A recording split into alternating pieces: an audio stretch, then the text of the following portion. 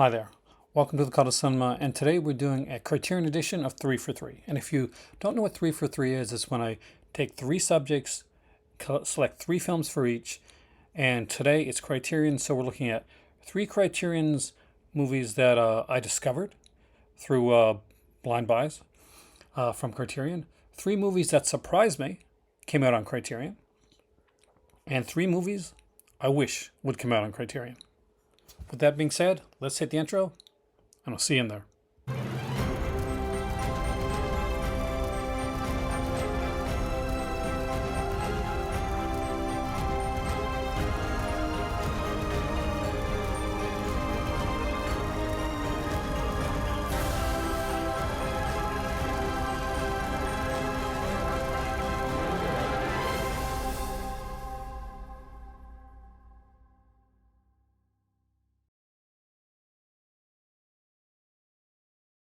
Criterion, the company, has been around for quite a long time, 40 years to be precise of this recording.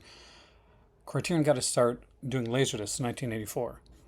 They were a company that gave us the very first commentary back on their actual second Laserdisc, which was for King Kong.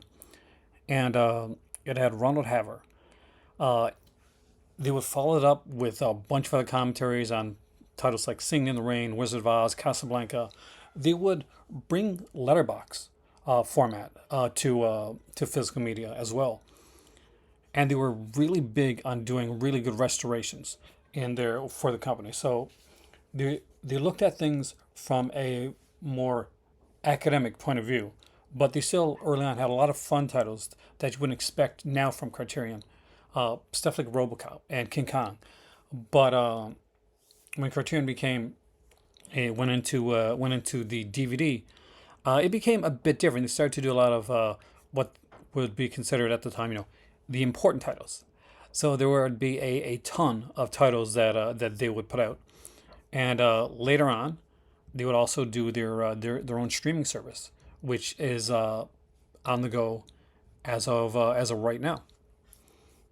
But the best way to have Criterion, to get your Criterion, is always going to be that physical media Criterion release. So today I'm going to talk to you about three movies that I really was surprised to see on Criterion. Three movies that I found out about because of, and really discovered.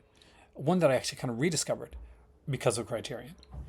And three movies, and you're going to be surprised with these, that I wish were on Criterion. So let's start with three movies that surprised me. Movies that I was extremely surprised, well, actually it's really four, because one of them is a double feature, made it to Criterion. And not because I didn't think they deserved it, but because I didn't know that they'd ever get there. Starting out is with one of my absolute favorites, Night of the Living Dead.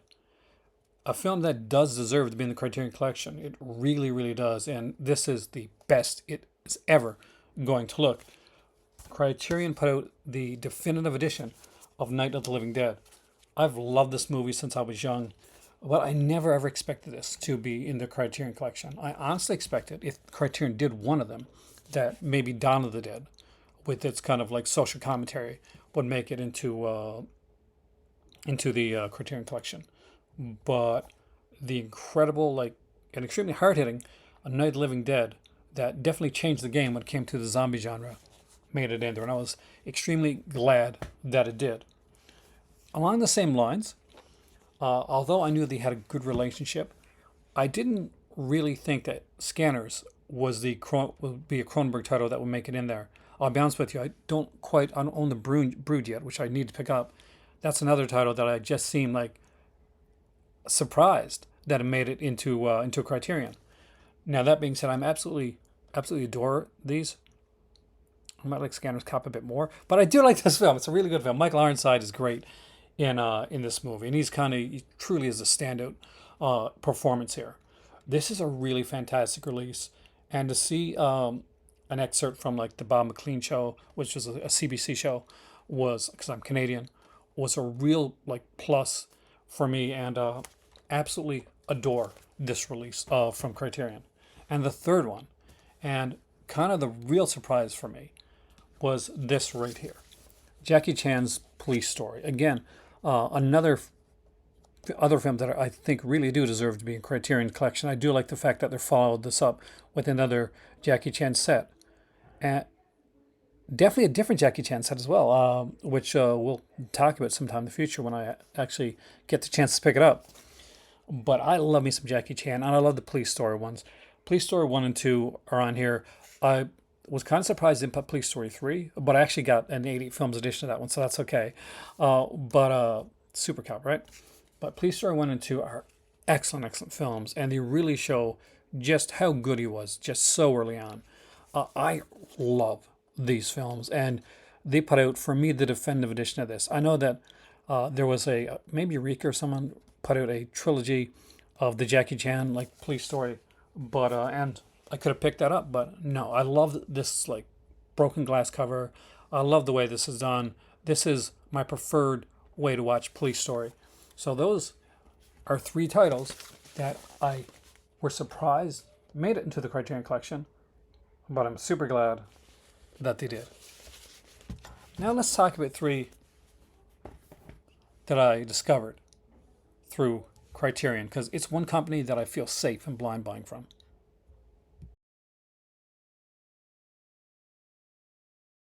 The first blind buy was one that was a blind buy for me, but it wasn't for my better half, since she was a massive fan of the actors in this one, and she did know the film. So I had a bit of an edge when it came to this one. But it is Class to Risk. It stars the absolutely fantastic Lino Ventura. We have, of course, Jean-Paul Belmondo in this one too. It's a wonderful film, and it's actually based on a true story.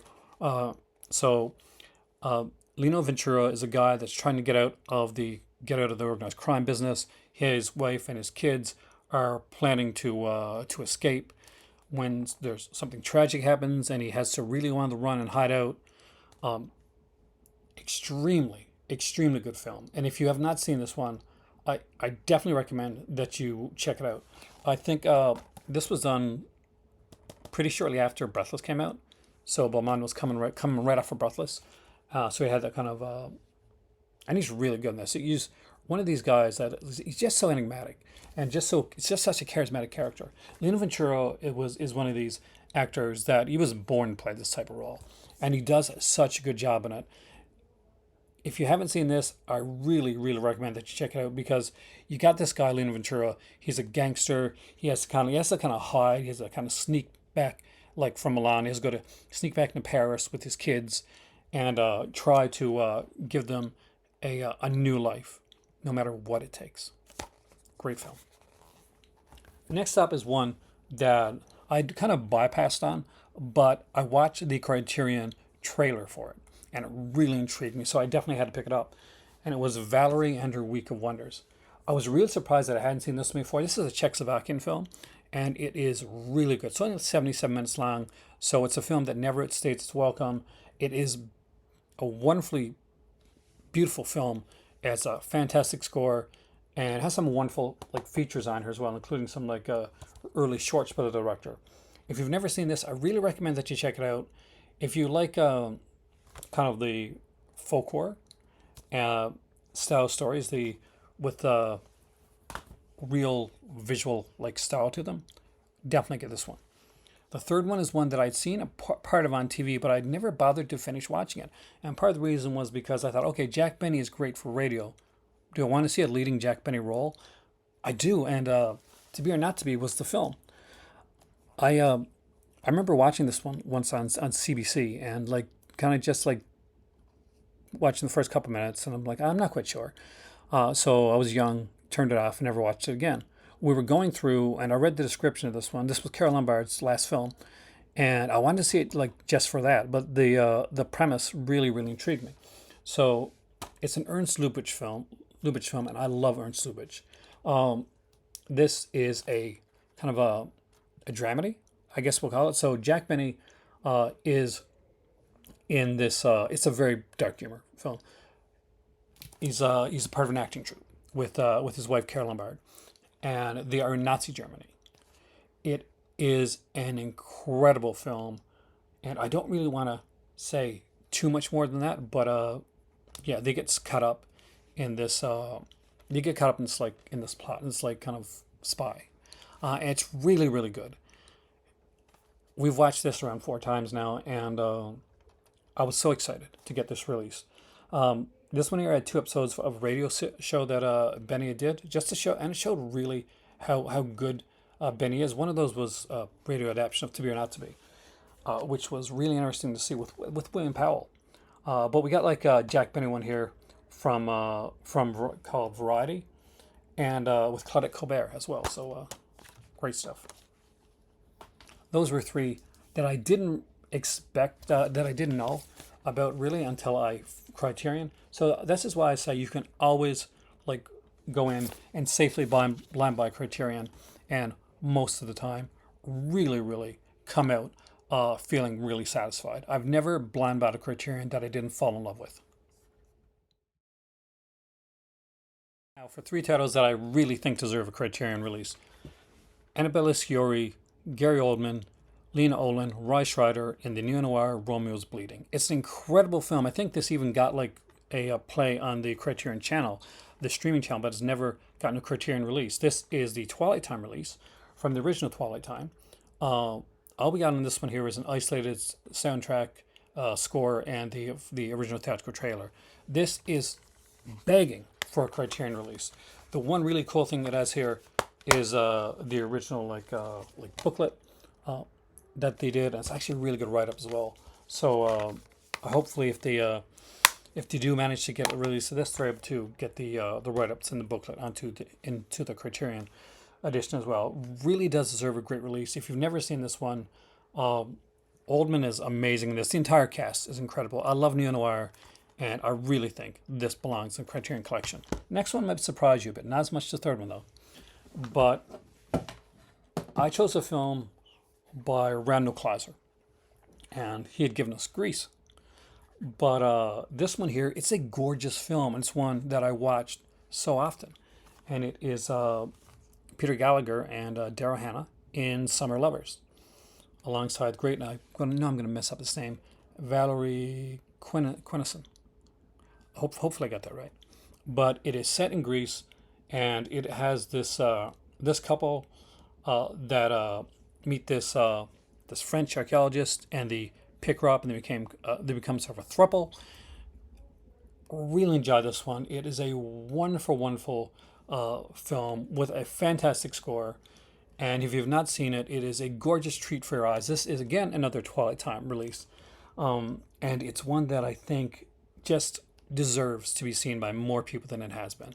It's a wonderful film. It is gorgeous. It is wonderful on the ears and the eyes. And it's one that I think stands out with some great performances in it as well. It screams Criterion to me. The next one has got a recent release from Kino.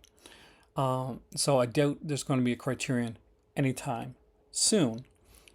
That being said, this was a film that I do think was groundbreaking, especially in its day.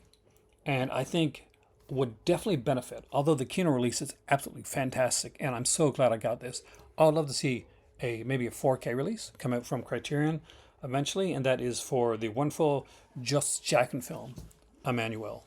Emmanuel was a transforming film in its day, and it starred the amazingly beautiful, talented Sylvia Crystal, who is so good in this movie. She epitomizes the character of Emmanuel, and so many people would go on to play Emmanuel, including the wonderful, of course, Lord Gemser in her Emmanuel series. But Sylvia Crystal's Emmanuel just defies any other interpretation. This is a wonderful film of sensuality, self-discovery, and much like the first 2 films, this absolute beautiful feast for the eyes as well. It is a film that deserves to be seen, deserves to be studied, and deserves to be appreciated for exactly just what it did for film and for the genre. It came out in 1974, and I would love to see Criterion do this one here. They don't have to do any of the other Emmanuels, but just getting the first one on there would be an amazing experience. And I think it would be something that would be incredible for the Criterion, for a Criterion release. that being said, I would love to see your 3 for 3 down below. Let me know 3 movies that surprised you that got Criterion releases. Is one of them The Rock? I would like to know 3 movies that you blind bought from Criterion and were films that you really liked. Maybe there's one you didn't like. I'd like to know that as well. And let me know 3 films that you really, really think deserve to get their Criterion releases. Maybe think outside. I try to think outside the box. Let me know. Let me know some films that you really think haven't got a Criterion release, but you're really hoping that they do get one because you want to have that in your Criterion collection. Much like you can just barely see it, but you can see some of mine up there. That being said, thank you so much for watching, and like, share, subscribe. If you want to join the Patreon, please feel free to do so. I have a membership here as well. If you'd like to join that, you get some exclusive bonuses and bonus videos through that. And you're always appreciated. Above all, enjoy the movies you watch the movies you buy, and I'll see you soon right here in the Call to Cinema. Hit it, Subscription Sloth.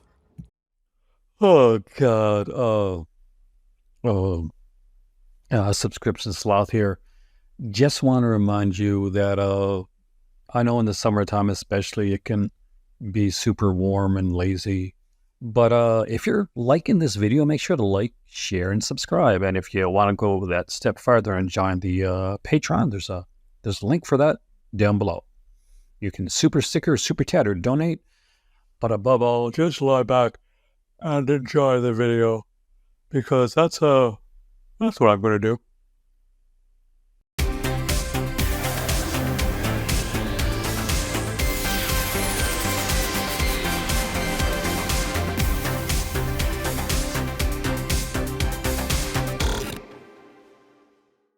Hey there, and here's a little bonus for sticking around after the credits. For the blind buys, here's a 4th one in the 3. Just because I did kind of see To Be or Not to Be, at least a few minutes of it before. So that was a rediscovery. But what was a complete discovery for me that I absolutely adored was the complete Jean Vigo, the grandfather of French New Wave cinema. And this is an absolute treasure of a film. I'm a massive Lindsay Anderson fan, and If is one of my favorites. So to actually see kind of the inspiration for that movie in here, which is Zero de Conduit, was really incredible. This is absolutely fantastic set, and I definitely recommend that you check it out. See you next time.